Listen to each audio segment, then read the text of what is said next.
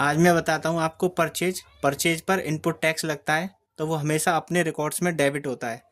GST हमारा purchase goods पर लगता है और परचेज असेट्स पर लगता है, या अदर कोई भी एक्सपेंसेज हम कुछ खरीदते हैं तब उस पर जीएसटी लगता है। जैसे मान लीजिए goods purchase from Mohan by cash, cash में हमने 11,000 का कोई गुड्स परचेज किया, तो उसकी क्या हम अपने यहाँ रिकॉर्ड्स में एंट्री करेंगे। परचेज अकाउंट डेबिट, परचेज हमेशा डेबिट होती है, परचेज 10,000 से डेबिट हो गई। सीजीएसटी, अगर कोई हमने लोकल अपने स्टेट से ही परचेज किया तो लोकल टैक्स से सीजीएसटी इनपुट 500, 10,000 का 10% जीएसटी, तो 500 रुपये हमने सीजीएसटी और एसजीएसटी 500, टोटल कैश 11,000 हमने क्रेडिट कर दिया। ये हो गया हमारा 11,000। ऐसे ही असेट्स परचेज होने पर क्या एंट्री होगी, मशीनरी डेबिट होगी 10,000 से, सीजीएसटी इनपुट 500 से डेबिट हो गया, एसजीएसटी इनपुट 500 से डेबिट हो गया, टू कैश 11,000।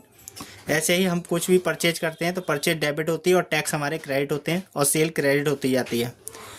मैं समझता हूँ आपको ये टॉपिक समझ में आ गया होगा। अगर कोई डाउट है तो आप मुझे कमेंट्स में क्लियर कर दें। Thanks for watching this video.